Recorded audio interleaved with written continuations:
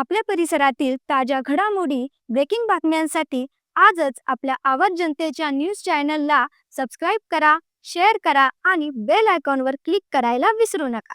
आवाज जनतेचा लढा सर्वसामान्य जनतेच्या न्याय हक्कांसाठी. शिवाजीराव नागवडे विधी महाविद्यालय श्रीगोंदा व श्रीगोंदा वकील संघ यांच्या संयुक्त विद्यमाने महाराष्ट्र आणि गोवा बार काउन्सिलचे नवनिर्वाचित अध्यक्ष ॲडव्होकेट एयूब पठाण यांचा भव्य सत्कार समारंभ सोनिया गांधी पॉलिटेक्निक येथे मोठ्या उत्साहात पार पडला. कार्यक्रमाचे अध्यक्षस्थान जिल्हा बँक संचालिका अनुराधा नागवडे यांनी भूषवलं. या प्रसंगी विद्यार्थ्यांना प्रेरणादायी भाषण करताना ॲडव्होकेट पठाण म्हणाले की ग्रामीण भागातील प्रतिकूल परिस्थितीतून मार्ग काढत आजचं यश मेहनत आणि ध्येयनिष्ठित प्रवासाचं फळ आहे. वकील म्हणून जितका वेळ दिला त्यापेक्षा शिक्षक म्हणून विद्यार्थ्यांसाठी अधिक वेळ दिला. त्यांच्याकडून मिळालेल्या गुरुदक्षिणेनंच मला 3 वेळा बार असोसिएशनचं अध्यक्षपद मिळालं. स्वर्गीय शिवाजीराव नागवडे यांनी तालुक्यात रुजवलेला शिक्षणाचा पाया आजही ग्रामीण भागातील मुलांसाठी मोठा आधार ठरत असल्याचा उल्लेख त्यांनी केला. कार्यक्रमाच्या अध्यक्ष अनुराधा नागवडे यांनी आपल्या भाषणात ॲडव्होकेट पठाण यांच्या थेट समजेल अशा भाषेतील मार्गदर्शनाचा विद्यार्थ्यांना नक्कीच फायदा होईल असं सांगितलं. यावेळी श्रीगोंदा वकील संघाचे पदाधिकारी, महाविद्यालयाचे कर्मचारी, शिक्षक वृंद आणि मोठ्या संख्येने विद्यार्थी उपस्थित होते. आवाज जनतेसाठी गणेश कांबळे, श्रीगोंदा. ॲडव्होकेट अक्षय कुमार जगन्नाथराव शितोळे देशमुख, नोटरी, भारत सरकार, दौंड. मी सध्या दौंड रेल्वे स्थानिक सल्लागार समिती सदस्य आहे, बँकेचा काही सल्लागार आहे. आता आमचे गुरुवर्य ॲडव्होकेट पठाण सर हे महाराष्ट्र बार काउन्सिलचे अध्यक्ष होते आणि त्यानंतर या ठिकाणी नागवडे कॉलेजला ते दौंड श्रीगोंदा तालुक्याचे माजी आमदार कार्यदर्शी शिवाजी नागवडे हे श्रीगोंदा संस्थापक चेअरमन आहे.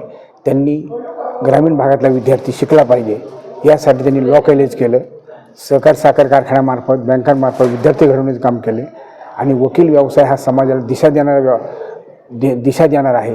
त्यात विद्यार्थी घडले पाहिजे आणि ग्रामीण विद्यार्थी घडवण्याकरता हे पठाण सर सारखे गुरूंनी विद्यार्थी त्यांच्या नोट्सवर ह्या संस्थेने त्या पुढं डॉक्टर, वकील, इंजिनियर, IAS, IPS, जिल्हाधिकारी अशी लोक बनत असतात आणि विद्यार्थी हा वकील काही लढावा असतो. समाजाच्या ज्या ठिकाणी अन्याय होतो त्यावेळेस वाचा फोडण्याचं काम, समाजाला न्याय देण्याचं काम वकील करत असतो. आताही आमचे पठाण सर या ठिकाणी अनुराधा नागवडे, त्याचप्रमाणे राजूदादा नागवडे, त्याचप्रमाणे पृथ्वीराज नागवडे, दिग्विजय नागवडे, सगळे संस्थे नागवडे कॉलेज, सगळे अधिकारी, पदाधिकारी, सगळे प्राचार्य, सर्व नवीन विद्यार्थिनी सगळ्यांनी या ठिकाणी आम्हाला सगळ्यांना बोलवलं, आमचं कौतुक केलं, आमचे 4 शब्द ऐकून घेतले आणि अशी ज्ञानाची भराडी हे तुमच्या कॉलेजचं नाव, तुमच्या कॉलेजचं नाव, तुमच्या तालुक्याचं नाव ह्या माध्यमातून गेलं पाहिजे. हाचा विद्यार्थी हा उद्या पुढं भविष्यात डॉक्टर, वकील, इंजिनियर, न्यायाधीश, हायकोर्ट, सुप्रीम कोर्ट जज होतो. पठाणसारख्या माणसांनी, काही लोक शाळेत त्यांना जायला पैसे नव्हते, कॉलेज शिकले नाही, पण सरांच्या नोट्सवरती लोक आज जिल्हा न्यायाधीश, हायकोर्ट, सुप्रीम कोर्टावर गेली. हे पठाण सरांचं योगदान महत्त्वाचं. पठाण साहेबांनी ग्रामीण भागात आलेला माणूस, त्या माणसांनी मराठीतून, इंग्लिशमधून, हिंदीमधून असायचं, पण ग्रामीण भागात लोकांना मराठीतून समजून करण्याचं काम केलं आणि पठाण सरांच्यामुळं आम्ही या ठिकाणी वकील झालो, आम्ही भारत सरकार नोटरी झालो आणि तुमच्या नागवडे बापूंच्यामुळे तुम्हाला विद्यार्थ्यांना, तुम्ही मुंबईला, पुण्याला जाऊ शकत नाही, त्या नागवडे बापूंनी तुम्हाला नागवडे कॉलेज त्यांनी त्यांच्या माध्यमातून करून दिलं. आता तुमचे त्याला नागवडे कॉलेजचं नाव, तुमचं नाव, तुमच्या व्यवसायाचं नाव, तुमच्या वकील व्यवसायातून समाजाची उन्नती झाली पाहिजे. समाजाला जे कायदे बदलले, नवीन कायदे बदलले, तर त्याच्या पुस्तकातून, वाचनमधून त्याला अंमलबजावणी करून, त्याची अमेंडमेंट करून त्या लोकांना न्याय देण्याचं काम तुमच्या माध्यमातून झालं पाहिजे. मी आपल्या सर्वांच्या वतीने आणि तुमच्या सगळ्यांचं मी मनपूर्वक आभार मानतो. मोठी भारत सरकारच्या वतीनं आम्हाला इथं बोलायला सन्मान केला. सगळे पत्रकार बंधू असे सगळ्यांचं मन कौतुक करतो. जय हिंद. श्रीगोंदामध्ये शिवाजीराव नागवडे जे विधी विद्यालय आहे त्या महाविद्यालयामध्ये महाराष्ट्र आणि गोवा या दोन्ही राज्याचे जे बार काउन्सिलचे अध्यक्ष आहेत महाराष्ट्राचे, ते आज इथे आले आणि मुलांना खूप चांगलं मार्गदर्शन केलं आणि ज्या मार्गदर्शनाची, ज्या तळमळीची किंवा एक मुलांना समजेल अशा भाषेमध्ये, समजेल म्हणजे काय की आज ही मोठी माणसं आहेत, लॉ कॉलेजचे विद्यार्थी काही हे छोटे नाही आहेत, ते मोठे आहेत आणि त्यांना सगळ्या पद्धतीने सरांनी जे भाषण केलं ते खूप सर्वसामान्य परिस्थितीमधून आज इतक्या मोठ्या पदावर गेले आणि ते खूप जमिनीवर आहे, डाऊन टू अर्थ आहेत आणि मुलांनाही तसंच त्यांनी शिकवलं की तुम्ही कष्ट करा, मोठे व्हा. आणि आज आपल्या महाविद्यालयामध्ये, विधी महाविद्यालयामध्ये 2nd इयर चालू आहे आपल्याकडं फुलफिल जागा भरलेल्या आहेत. शिक्षण खूप चांगलं दिलं जातं लॉ कॉलेजमध्ये. तिथलं अभ्यास खूप चांगला आहे. आमचं प्राध्यापक टीचर सगळे खूप चांगले आहेत. प्रिन्सिपल खूप चांगले आहेत. प्रशासनाचं बारीक लक्ष आहे आणि आमचे विद्यार्थीसुद्धा खूप एन्जॉय करून शिक्षण घेत आहेत. कुठली पण गोष्ट बळजबरीने करण्यापेक्षा ती मनाने करणं खूप महत्त्वाचं असतं आणि हे सगळे मनापासून शिक्षण घेत आहेत. त्यामुळे हे खूप चांगले समाजाला दिशा देणारे वकील व्हावेत अशी शुभेच्छा सरांनी दिली आणि मी त्यांना देते. सर एवढे मोठे असून आज आपल्या कॉलेजमध्ये आले आणि विद्यार्थ्यांना आम्हाला मार्गदर्शन केलं. त्यांना घेऊन येणारे आदरणीय शितोळे साहेब त्यांचे मनापासून आभार मानते. आपण सगळेजण आलात आपले मनापासून आभार मानते आणि थांबते. धन्यवाद. जय हिंद. महाराष्ट्र आणि गोवा राज्याचा अध्यक्ष व चेअरमन होणं इतकं सोपं नसतं. शेतकरी कुटुंबात जुन्नर सारख्या एका लहान त्या तालुक्यातल्या एका लहान खेडेगावात जन्मात आलेलं अत्यंत प्रतिकूल परिस्थितीमध्ये, म्हणजे मला लाज वाटत नाही सांगताना की मला 11वीपर्यंत माझ्या पायात चप्पल नव्हती, पण माझ्याकडे आज फॉर्च्युनर आहे, ऑडी आहे माझ्या मुलांच्याकडे. कष्टाने माणूस मोठा होऊ शकतो, पण ते ध्येय गाठण्याची त्याची जिद्द असली पाहिजे. शिक्षक पेशा वकिलीपेक्षा शिक्षकीकडे जास्त लक्ष दिलं आणि विद्यार्थी घडवले. महाराष्ट्रातला कुठलाही बार नाही जिथे माझे विद्यार्थी नाहीत. मी त्यांना थोडं दिलं त्यांनी भरभरून मला दिलं आणि या गुरुदक्षिणेमुळे 3दा बार काउन्सिलर निवडून येण्याचा विक्रम केला. त्याचबरोबर वक्फ बोर्डाचा मी सदस्य आहे. ताईंना माहीत असेल की ज्या धर्मदाय संस्था आहेत इनाम वर्ग 3 चॅरिटी कमिशनरकडे ज्या वर्ग होत्या त्या आमच्याकडे सगळ्या आता वक्फ बोर्डाकडे आल्या.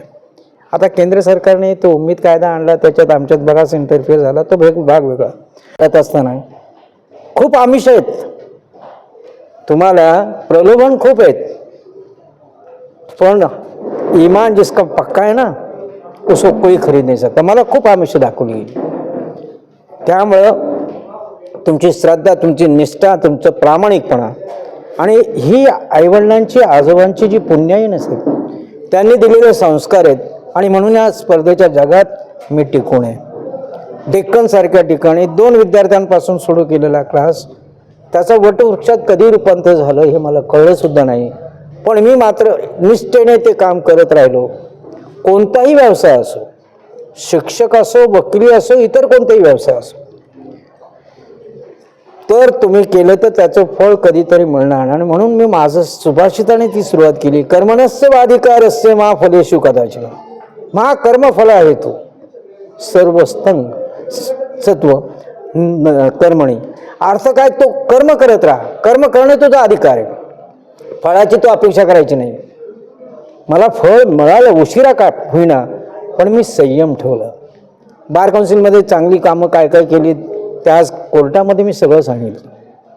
आणि प्रत्येक तालुक्यात सत्कार होतोय, प्रत्येक बारमध्ये बोलवलं जातंय, पण कॉलेजचा सत्कार एका शिक्षकाचा आणि मला माझ्या कोर्टापेक्षा कॉलेजचे सत्कार मला जास्त महत्त्वाचे वाटतात. कारण इथून घडणारे विद्यार्थी हे वकील आणि न्यायाधीश होणार आहेत आणि सगळं उद्याचं भविष्य आहे. आणि म्हणून ह्या लॉ कॉलेजला 2च जरी वर्ष झालेली असली तरी चेहऱ्यांवर दिसणारा ओसंडून वाहणारा उत्साह. खेड्यात जन्माला आलो, मराठी मीडियम होतं, वाचनाचा नाद होता, चांगल्या कथा कादंबऱ्या वगैरे वाचत होतो आणि म्हणून मी मराठी छान बोलू शकतो. थोडं कविमन आहे, शायरी आहे आणि कायदा साध्या सोप्या भाषेमध्ये कसा सांगता येईल त्यासाठी आपण ते म्हणतात ना की आपण शहाणे करून सोडावे सकळ जण, जे तुमच्या पाशी आहे ते इतरांशी द्यावे आणि शहाणे करून सोडावे सकळ जण, हे सुद्धा समाजकार्य आहे. कॉलेज, शाळा इथं ते संस्कार केंद्र आहेत, पण या संस्कार केंद्रातून बाहेर पडणारे विद्यार्थी हे सुसंस्कृत आणि जबाबदार नागरिक झाले पाहिजे. ताईंनी जी खंत व्यक्त केली की आजचं समाजकारण कुठं चाललं, आजचं राजकारण कुठं चाललं, ह्या मताशी मी पूर्ण सहमत आहे. आमच्या वकिलांमध्ये मला सांगे 24 म्हणजे 2004 2025 21 वर्षानंतर अध्यक्षपणाची माळ माझ्या गळ्यात येते आणि त्यानंतर 3 दिवसाने सुप्रीम कोर्टाचा निकाल येतो. मला माहीत नाही मी किती दिवस अध्यक्ष आहे, पण जोपर्यंत राहील. आणि मी सांगितलं आमच्या बार काउन्सिलमध्ये आम्ही आल्यापासून वकिलांचे आपण विश्वस्त आहोत. वकिलांनी आपल्याला विश्वास ठेवून निवडून दिलं आहे. त्यामुळे इथं येणारा तो विंडोलमेंटचा पैसा आहे, तो निधी आज 105 कोटी रुपयाच्या फिक्स डिपॉझिटमधला 35 कोटी आम्ही पहिली लॉ अकॅडमी सुरू होतोय आणि ज्याचं उद्घाटन 31 तारखेला भूषण गवई साहेबांच्या हस्ते आम्ही ठेवलं आहे. हे सगळे विद्यार्थी तिथं प्रशिक्षणाला येणार आहे. कंटिन्युअस लिगल एज्युकेशन यांना 8 दिवस तिथं 200 विद्यार्थ्यांची राहण्याची आम्ही सोय केलेली आहे. आणि त्याचं उद्घाटन झाल्यानंतर ती इमारत आज त्याची मार्केट व्हॅल्यू 70 कोटी आहे, समजलं. आणि ती भारतामध्ये कुठल्याही राज्यामध्ये अशी वास्तू नाही जी ॲडव्होकेट अकॅडमी, आणि त्या ॲडव्होकेट अकॅडमीला आम्ही डॉक्टर बाबासाहेब आंबेडकर महामानवाचं ते नाव दिलेलं आहे. नवनवीन घडामोडी आणि सत्य बातमी पाहण्यासाठी आजच आमच्या YouTube चॅनलला सबस्क्राईब करा, शेअर करा आणि लाईक नक्की करा.